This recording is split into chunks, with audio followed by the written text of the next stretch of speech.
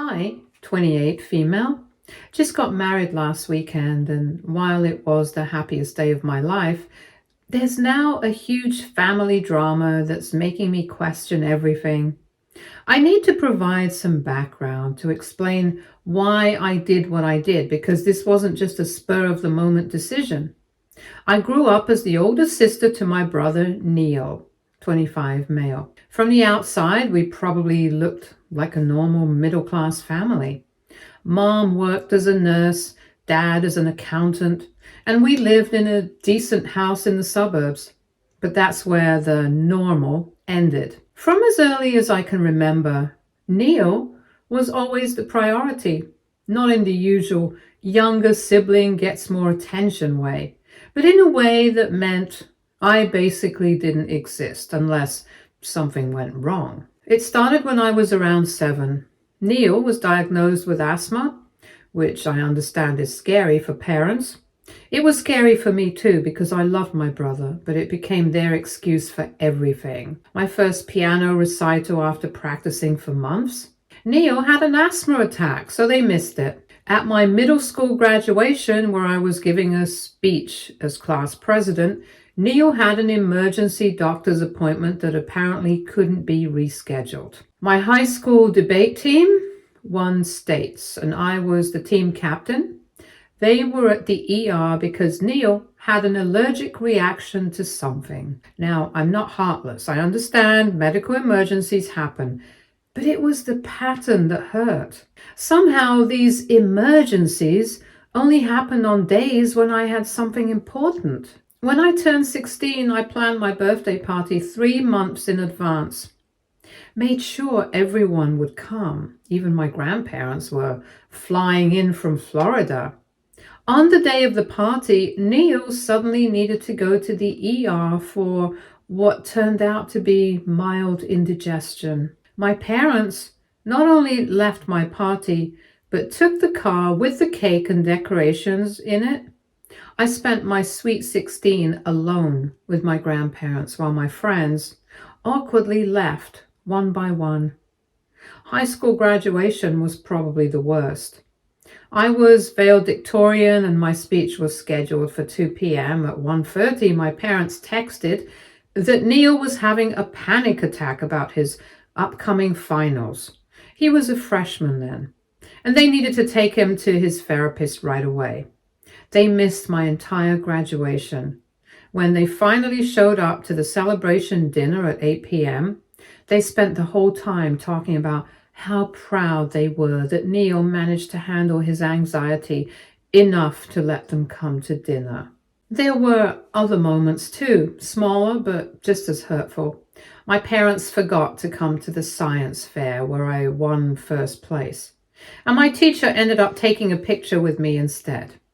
They missed a summer internship presentation I invited them to attend because Neil needed help moving back home from college early. Even when I bought my first car, they didn't congratulate me. Their excuse? They were too busy helping Neil plan his gap year abroad. Anyway, I put myself through college because they needed to save money for Neil's medical expenses. I worked 2 jobs while maintaining a 4.0 GPA in chemical engineering. They attended exactly 0 of my college events, including my graduation, because Neil always had some crisis or another. The final straw was when I got my master's degree. I graduated with honors, had a job lined up at a prestigious firm, and was giving a speech at the ceremony. They promised they would come. I saved them front row seats.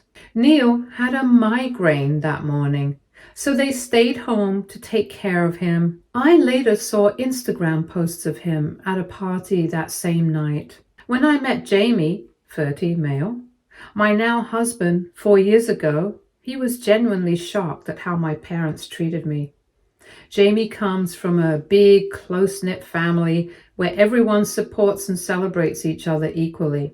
Over the years, his family has shown me more love and kindness than I ever got from my own parents. They've never missed an important event in my life, and last year they even threw me a surprise birthday party. It was such a small thing for them, but it meant the world to me.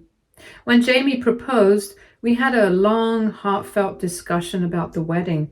I had always dreamed of my wedding being a joyful, stress-free day. But I knew that if I invited my parents, things would go wrong. It's not just a fear I made up. It's been the story of my life. If I invited them, one of two things would happen.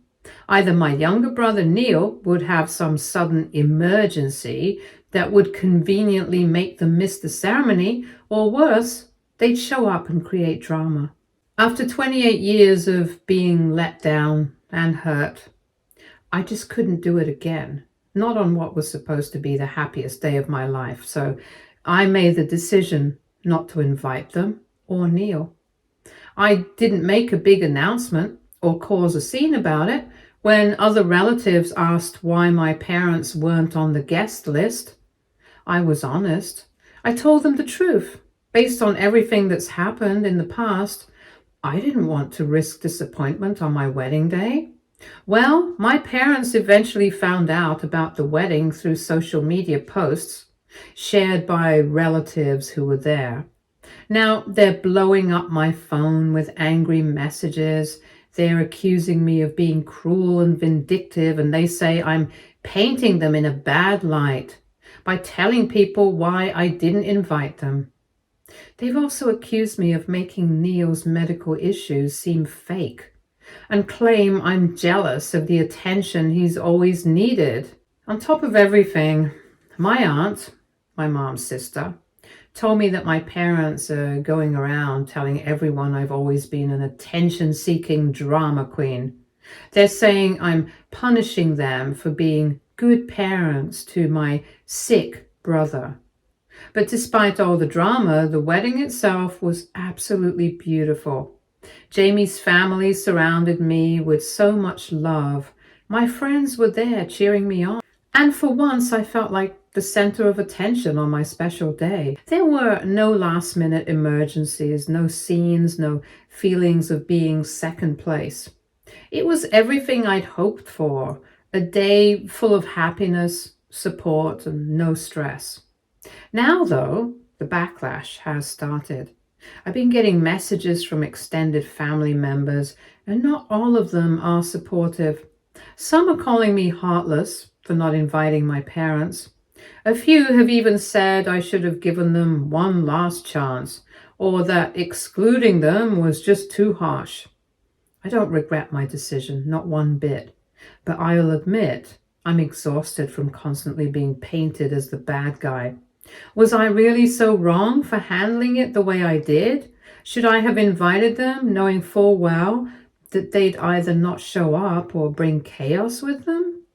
Am I truly being cruel just because I've been honest about why they weren't there? I'm torn between feeling justified in protecting my peace and wondering if I'm being unfair, even though my gut tells me I did the right thing. I wanted one day to be about love and joy, not disappointment or drama. Is that really so terrible? Update 1. First of all, thank you so much to everyone who has shown me support. I've been reading through all your comments and it's been overwhelming in a good way. Many of you have helped me see things from a new perspective. A few people mentioned something called medical abuse by proxy in relation to my brother, and I've started looking into it. It's giving me a lot to think about, and I'm beginning to connect some dots I hadn't considered before. Since I shared my story, things have taken an even uglier turn. My parents have gone all in with their guilt trips and accusations. It feels like they're determined to paint me as the villain at any cost. Their latest claim? That my brother Neil was so devastated by being excluded from my wedding that he had to be hospitalized because of the stress. Here's the thing though. I know for a fact this isn't true. One of my cousins who still keeps in touch with Neil saw him at a baseball game on the very day my parents claimed he was in the hospital. She said he was laughing, joking and telling everyone that I was being dramatic as usual. It's honestly exhausting. This pattern is so familiar, it almost feels like a script at this point. Except it's not funny when it's your family spreading lies to tear you down and ruin your reputation. Through all of this, Jamie's family has been my rock. They've shown me nothing but love and support, and I honestly don't know how I'd be handling this without them. My mother-in-law, who truly has a heart of gold, even tried to mediate the situation. She called my mom directly, hoping to help us find some kind of common ground. But that conversation didn't go well. According to my mother-in-law, my mom spent the entire call complaining about how hard it was to raise a jealous daughter like me, someone who, in her words, never understood her brother's needs. My mother-in-law, who's been a pediatric nurse for over 30 years, gently pointed out that a lot of Neil's supposed medical issues don't line up with the way he actually lives his life. She wasn't confrontational about it, just calm and factual. But instead of engaging, my mom hung up the phone mid-conversation. That moment was like a light bulb for me. It hit me that no amount of logic or kindness is going to fix this. My parents aren't interested in having an honest conversation or repairing the relationship. They just want to control the narrative and keep playing the victim. The more I reflect on everything, the more I'm starting to see patterns I completely missed when I was growing up. Looking back, there were so many moments where Neil was perfectly fine until there was an event where I was supposed to be the focus. Almost like clockwork, he'd have some kind of health scare or crisis that shifted all the attention back to him. One of the clearest examples I can think of now is my high school homecoming dance. I had been so excited for that night. I worked part-time after school for months to save up enough money to buy a dress.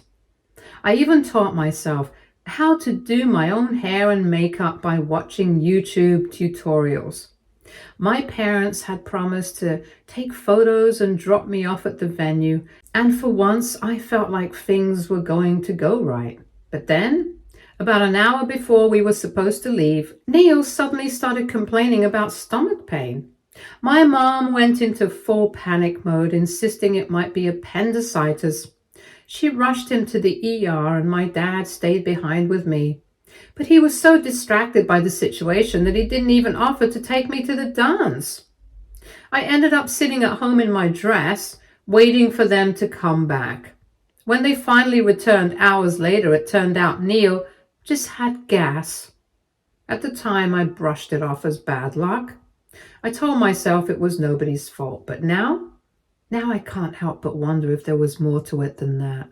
Since the wedding drama, I've also been noticing just how much my parents have worked to control the narrative with extended family. For example, my aunt, my mom's sister, called me not long after the wedding. She was full of judgment, saying I'd humiliated the family by airing private grievances and that I needed to apologize to Neil immediately to fix the damage. I stayed calm and explained my side of the story, including how my parents lied about Neil being hospitalized for stress when in reality, he was at a baseball game laughing and having a great time. To my surprise, my aunt actually paused for a moment. She sounded taken aback and said, "You know, now that I think about it, your mom has always made everything about Neil. I just thought that's how things were supposed to be." Hearing her say that was bittersweet. On one hand, it validated what I felt all these years, that I wasn't imagining things or overreacting. But on the other hand, it made me realize just how deep this issue runs. If even my extended family saw it, but thought it was normal, then this has been a problem for a very long time. My cousin, the one who saw Neil at the baseball game, has been quietly supporting me through all of this. She started opening up about what she's noticed over the years. She admitted that even as kids, she could see how differently my parents treated me compared to Neil. She's been sharing examples like how my mom would brag endlessly about Neil's achievements. Achievements that were often small or exaggerated, but barely acknowledged mine unless someone else brought them up. One thing she told me really stung. She mentioned a family gathering I couldn't attend when my mom dismissed my promotion at work as no big deal because Neil had just gotten a part-time job. Hearing that broke something in me. It's infuriating to know that this wasn't just in my head, it was real, and other people noticed it too. At the same time, it's also validating to finally have people see and understand what I've been through. It's been a mix of emotions, anger, sadness, even a little relief. But mostly, it's just exhausting to realize how much I've had to carry because of their choices and behavior. Meanwhile, my parents have been ramping up their efforts to discredit me. They're telling extended family members that I'm ungrateful and hateful, that I've always resented Neil for being sick, and that this entire situation is just me lashing out. It's exhausting to hear these accusations, especially because they couldn't be further from the truth. One relative even reached out to tell me I should forgive them because family is all you've got. But here's the thing. I spent 28 years forgiving them. I forgave them every time they missed my milestones. I forgave them for dismissing my feelings, for putting Neil first at every turn, and for making me feel like an afterthought in my own family. Forgiveness, however, doesn't mean allowing the same cycle to repeat over and over again. At some point, you have to draw a line for your own peace of mind. Through all of this, Jamie has been my absolute rock. He keeps reminding me that it's okay to set boundaries and that prioritizing my own well-being doesn't make me a bad person. His family has also stepped up in ways I never expected. Last weekend, his sister organized a small get-together just to celebrate me and Jamie's wedding. It wasn't fancy or over the top. It was just a cozy, heartfelt gathering with people who genuinely care about us. During the party, my father-in-law gave a toast. He spoke about how proud they are to have me as part of their family, and his words hit me harder than I expected. For the first time, I felt truly seen, appreciated, and valued. It was such a contrast to how I've been treated by my own parents, and it solidified for me that I made the right choice by not inviting them to the wedding. Despite all the chaos my parents are creating, I'm trying to focus on the positives. For once in my life, I had a milestone that wasn't overshadowed by Neil or derailed by my parents' drama. The wedding was everything I'd hoped for, full of love, laughter, and beautiful memories unmarred by disappointment. I'm also realizing that I'm not alone in this.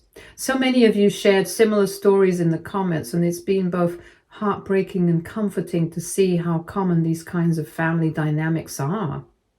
It's heartbreaking because no one should have to feel like this about their own family. But comforting because it reminds me that I'm not crazy or overreacting. If nothing else, I hope sharing my story helps someone else feel less alone in their own struggles. As for my parents, I'm still trying to figure out how to navigate this new reality.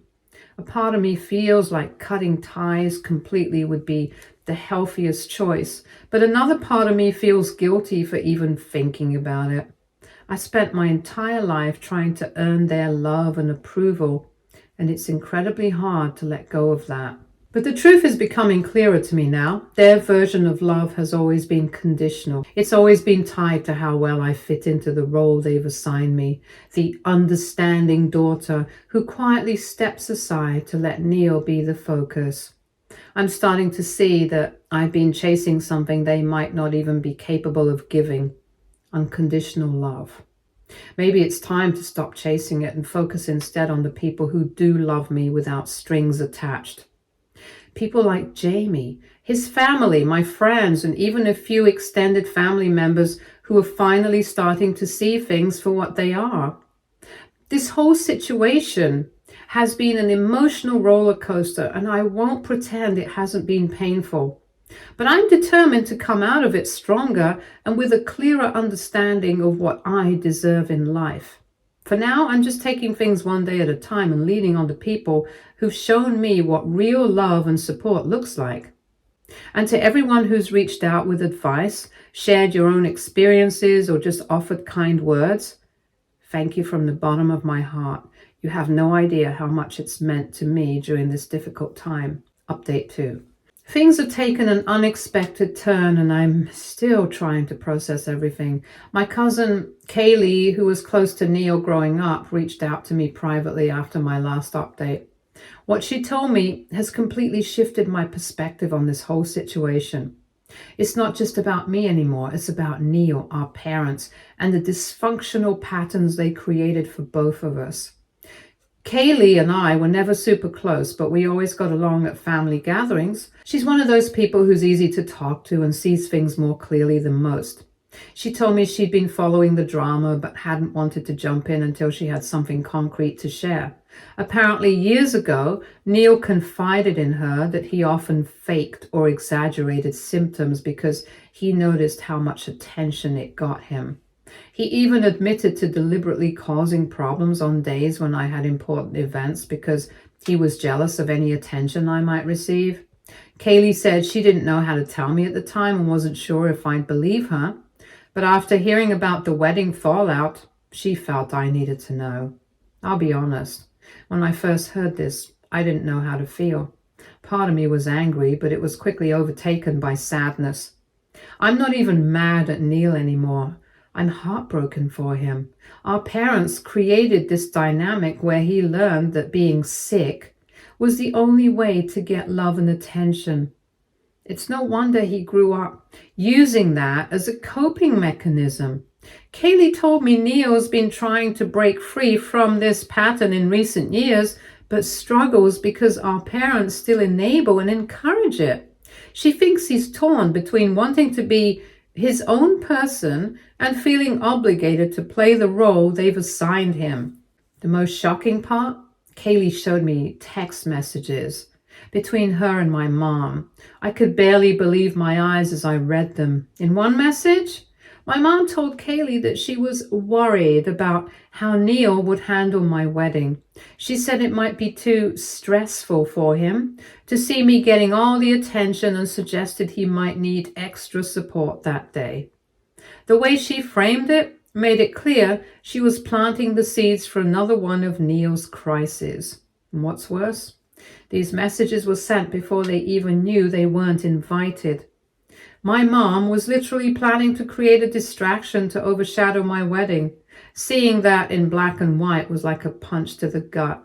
After I processed the texts, I decided to share them with some family members who'd been critical of my decision not to invite my parents. These were the same people who told me I was being cruel or overreacting. I was nervous about their reactions, but to my surprise, the tide started to turn. Several relatives apologized for their initial judgment and admitted they had no idea how deep this problem went. One of my uncles even said he'd noticed how my parents treated me differently over the years, but had convinced himself it wasn't his place to intervene. Hearing that was validating, but also bittersweet. Made me wonder how much might have been different if someone had spoken up sooner. Since then, more pieces of the puzzle have started falling into place. Kaylee and I talked about other incidents from our childhoods that didn't make sense back then, but now seem glaringly obvious, like the time Neil sprained his ankle at a family picnic the day I was supposed to perform a solo in my school choir. My mom insisted on taking him to urgent care, even though he was walking on it just fine, and I missed my performance. All the time I got a scholarship for a summer program, and my parents told me I couldn't go because Neil had a flare-up that required their full attention. Looking back, it's clear these weren't isolated incidents, but part of a long-standing pattern. One of the hardest things to come to terms with is how much my parents have manipulated not just Neil and me, but our entire extended family. They've spent years crafting a narrative where Neil is the fragile, needy one, and I'm the self-sufficient, strong one who doesn't need their support. It's like they divided us into roles and never allowed us to step outside of them. Neil got attention, but it came at the cost of his independence and self-worth. I was ignored, but expected to be grateful because it meant I wasn't a burden. Neither of us had a chance to just be ourselves. Since learning all this, I've tried to reach out to Neil, but it's been complicated. He's not responding to my messages, and Kaylee thinks he's feeling a mix of guilt and defensiveness. She's been gently encouraging him to talk to me, but I don't want to push too hard and risk driving him further away. I'm hoping that in time we can have an honest conversation and start rebuilding our relationship outside of our parents' influence. For now, I'm giving him space and focusing on processing my own feelings. Jamie has been my rock through all of this, as always. He's been reminding me that none of this is my fault and that I'm allowed to prioritize my own well-being. His family has also been incredible. My mother-in-law, who's been in the medical field for decades, said the texts from my mom were a form of emotional manipulation and borderline abusive. She's encouraged me to seek therapy to unpack everything, and I think she's right. There's so much to unravel, and I know I can't do it alone. In the meantime, I've been setting firmer boundaries with my parents. I've stopped responding to their messages and calls, which has been both liberating and terrifying. They've tried every tactic to get a reaction out of me, from guilt tripping to outright hostility. My dad even left me a voicemail accusing me of tearing the family apart and saying I'll regret it when they're gone. It's hard not to let those words get under your skin, but I'm reminding myself that this is just another attempt to control me. The support from Jamie's family and some of my extended relatives has been a lifeline. My cousin Kaylee has been amazing too. She shared more about her own struggles with our family dynamic and how she's had to distance herself from certain relatives to protect her mental health. Hearing her story has helped me feel less alone and more confident in my decision to prioritize my own peace. I'm still grappling with a lot of emotions: sadness, anger, grief for the relationship I wish I had with my parents. But I'm also starting to feel a sense of relief. For the first time, I'm seeing things clearly and recognizing I don't have to carry the weight of their dysfunction anymore. It's not my job to fix them or make them happy at the expense of my own well-being. Thank you again to everyone who's reached out with support, advice, and kind words. This journey has been incredibly difficult, but knowing I'm not alone has made all the difference. I'll keep you updated as things progress, but for now, I'm focusing on healing and moving forward. Update 3. I wasn't planning on posting another update, but something significant happened that I feel compelled to share. For the first time since the wedding, Neil reached out to me directly. He sent a long, heartfelt email, and honestly, I'm still processing everything he said. It's a mix of emotions: surprise, relief, and a cautious sense of hope. In his email, Neil apologized, not just for the wedding drama, but for years of manipulating situations to get attention. He admitted he's been in therapy for the past year, trying to untangle himself from the unhealthy patterns our parents established. Reading his words was clear he'd done a lot of self-reflection. He explained that growing up, he noticed early on that being sick was the only time our parents showed real emotion or concern. What started as minor exaggerations in childhood evolved into a full-blown pattern of manipulation as he got older. He didn't sugarcoat anything and made it clear he knows this doesn't excuse his behavior, especially towards me. The most surprising part was when he defended my decision not to invite any of them to the wedding. He said if he'd been in my position, he probably would have done the same thing. He acknowledged that our parents created an environment where my milestones were never valued, and said he hopes someday we can build a real sibling relationship without their dysfunction in the middle. He even admitted that when Kaylee showed him the text messages our mom had sent about planning to create a crisis at my wedding, it made him feel sick to his stomach. He said he's starting to realize how much our parents' actions have hurt both of us, albeit in different ways. I'll be honest, I cried reading his email. It's something I've been hoping for years to hear, but I never thought I'd actually get it. Neil's apology felt genuine, and while I know an email doesn't erase the past, it's a step in the right direction. For the first time in a long time, I feel like there's potential for us to have a relationship that isn't clouded by our parents' toxicity. Unfortunately, my parents' reaction to this development has been predictable and disheartening. When they found out about Neil's email to me, they immediately accused me of manipulating him. My mom went so far as to threaten to cut off any financial support they're still giving him if he continues to side with me. It's yet another example of how they've used control and guilt as weapons in our family. Neil told me he's determined not to let their threats sway him, but it's clear this is going to be a long and painful process for him as well. Jamie, as always, has been my rock through all of this. He's been reminding me that I can't control my parents' behavior, only how I choose to respond to it. We're planning to move to Boston next month for his job, and the timing couldn't be more perfect. This feels like an opportunity for a fresh start, both physically and emotionally. The move will put some literal and figurative distance between me and the chaos, and I'm hopeful it will give me the space I need to continue healing. The messages I've received from all of you have been a tremendous source of strength.